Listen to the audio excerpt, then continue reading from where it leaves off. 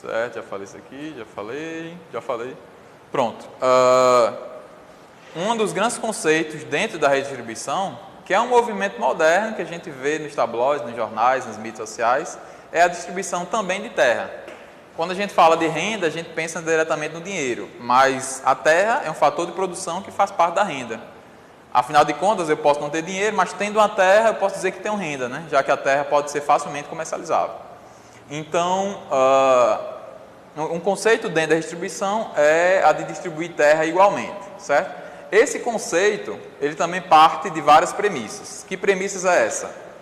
É que todo homem tem que ter proporcionalmente a mesma quantidade de terra, para que ele consiga trabalhar autonomamente e gerar a mesma riqueza de todo mundo. Então, eles partem de uma hipótese da seguinte forma: não pode haver justiça enquanto os homens não tiverem condições iguais de desenvolver suas atividades. Inicialmente, isso já parte de um erro cruel. Que erro é esse? Nem todo homem nasceu para trabalhar em terra. Óbvio, a gente não está desmerecendo a atividade em si. Está dizendo que é natural que cada homem tenha uma arte produtiva diferenciada e tenha talentos diferenciados. Então, passado o preceito que cada um tem que ter um quinhão de terra igual para que eu consiga autonomamente desenvolver minha atividade. Parte de uma generalização da condição humana que não se foi vista e nunca vai se ver, certo?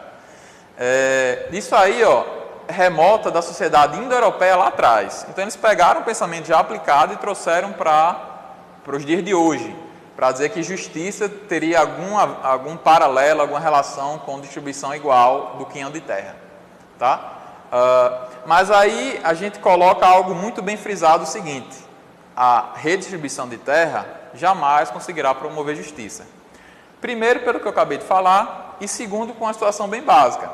Mesmo que todo mundo seja bom em trabalhar em terra, o que já é algo muito difícil de acontecer, cada um trabalhará em ritmos diferentes. Então, mesmo que todo mundo aqui na sala me dê um pedaço de terra que eu vou fazer girar algum dinheiro nessa terra, é natural que a gente vai ter formas de fazer, velocidades de fazer e tipos de atividade a desenvolver.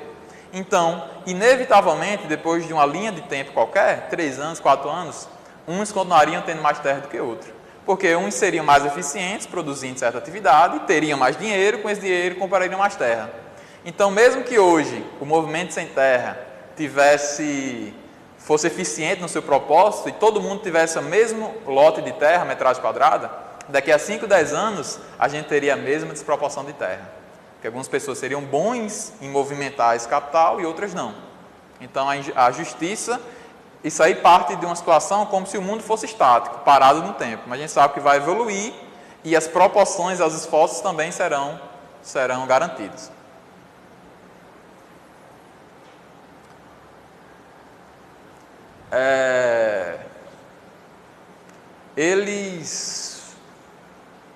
Então eles acreditam, como eu já falei, a desigualdade vai persistir porque as recompensas que são refletidas dos esforços individuais seriam desiguais, dado o ímpeto e a forma de trabalhar o capital de cada pessoa, tá?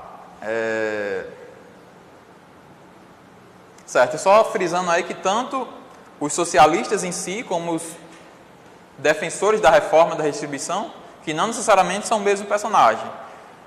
O socialista pode ou não acreditar nessa distribuição de terra, mas o socialismo utópico é muito mais uma noção de fraternal e amor do que de fato atua nesse segmento.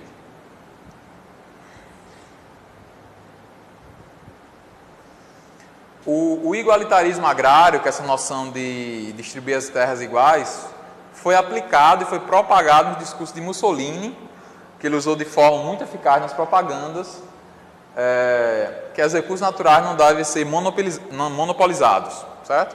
E a segunda verdade que justifica essa equiparação de terra seria que as condições de provisão de capital serem iguais, certo? A gente percebe o seguinte: toda forma de fazer justiça social do agente redistribuidor tem um ingrediente básico comum, que assim, a gente sempre vai ver em toda a história da humanidade, que é a redistribuição de alguma parcela de capital, seja dinheiro, renda e por aí vai, tá? Todas as reformas do coletivismo, elas passam do preceito de que excedente de capital de uma parcela tem que ser distribuído igualmente para outros.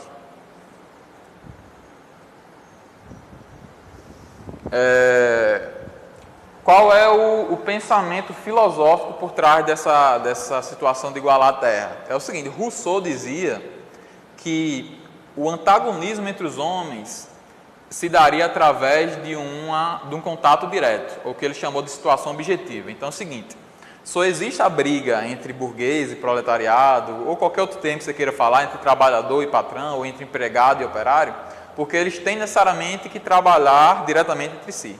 Quando eu tiro esse componente de contato, eu conseguiria reduzir o antagonismo, os conflitos dentro da sociedade, e ele acreditava que a médio e longo prazo eu conseguiria promover a paz, porque eu tiraria o contato entre homens. Por que ele tiraria esse contato? Porque igualando os quilhões de terra, cada um iria produzir autonomamente dentro da sua terra. Isso é um absurdo quando a gente pensa na evolução da sociedade, porque hoje todas as relações produtivas estão entranhadas entre si. Quem aqui vai produzir qualquer coisa dentro de uma terra e não vai precisar comprar uma ferramenta?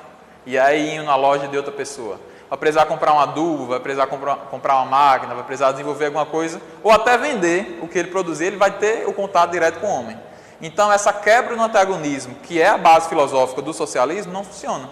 Eles acreditavam, vamos dar um pedaço de terra para todo mundo, que eles não vão mais entrar em contato, todo mundo não vai ter um antagonismo. Sem um antagonismo, que é o objetivo maior do socialismo, é acabar com o antagonismo da sociedade, os conflitos entre os mais diferentes tipos de pessoas e classes. Isso não faz nenhum sentido, né? Dado a forma produtiva que se desenvolveu o mundo, né? Hoje nenhum tipo de atividade é isolada, nenhuma delas. Todas se você pegar o Facebook, que tem a sede lá na Califórnia, no Vale do Silício, o produto final é para pessoas, e sempre vai ser para pessoa, de pessoa para pessoa. Isso aí remete a um período da sociedade que os homens viviam de agricultura própria e só iam trocar alguma coisa naquela velha economia de escambo, né? Se eu tivesse algum excedente que eu ia trocar, às vezes já não tinha tanto valor para mim, então eu não ia ficar com tanta raiva se eu perdesse nessa transação, etc., já que ela era um excedente da minha produção familiar. Mas hoje em dia não faz mais sentido a gente falar nisso. Outra coisa, eles acreditavam o seguinte, mas aí não estou falando mais da igualdade de terra, estou falando da igualdade de condições, de capital. Ele acreditava que o progresso faz surgir a disputa, no sentido que o homem, nessa ambição por viver muito melhor do que os outros, tem contato direto com a pessoa, com seus parceiros e colaboradores que trabalham para a sua empresa ou dentro das suas condições de produção, era outro motivo de gerar disputa, porque a pessoa sempre vai achar, você não está contribuindo o suficiente, você não está trabalhando tanto quanto deveria, você não está se empenhando tanto quanto deveria o fazer. Então ele sempre acreditava que o homem que busca riqueza, busca progresso, é necessariamente um homem mau, no sentido que ele sempre vai colocar uma carga de responsabilidade onerosa, penosa e maldosa sobre aqueles que estão produzindo, né? Então o socialismo ou aqueles reformistas, chamados de reformistas aqui, aqueles que acreditam na distribuição da renda, acreditavam que isso é importante também, porque é outro componente que diminui o antagonismo. Isso aqui é uma generalização grotesca, porque quando a gente observa uma teoria da economia que se chama teoria do valor-utilidade, que você é recompensado mediante a utilidade que você impõe em determinada linha de produção. Então, se eu tenho uma padaria, um site, se eu tenho uma fábrica, se eu tenho uma construtora, obviamente eu vou remunerar muito bem, e quanto mais o cara trabalhar, eu vou ficar feliz por isso e remunerá-lo mais ainda, porque ele, no final das contas, ele está me dando mais dinheiro, né? E conseguindo fazer com que esse meu dinheiro se transforme em investimento, e mais emprego e mais renda para a sociedade. Então, pegando carona, os socialistas acreditavam que a disputa vinha desses tipos de antagonismos pessoais, que são generalizações, né? São generalizações. Então, quando eu penso em acreditar no padrão social de pensar, que é o padrão redistributivo, dentro de generalizações e pressuposições que a gente já conversou aqui, altamente miraculosas, é óbvio que falhas e contradições serão vistas e estão aí para desmascarar essa forma de ideologia perversa, tá? Se a gente pegar um método científico e querer colocar uma verdade, algo que só funciona com um monte de pressupostos e condições muito específicas, isso não é uma verdade científica, né?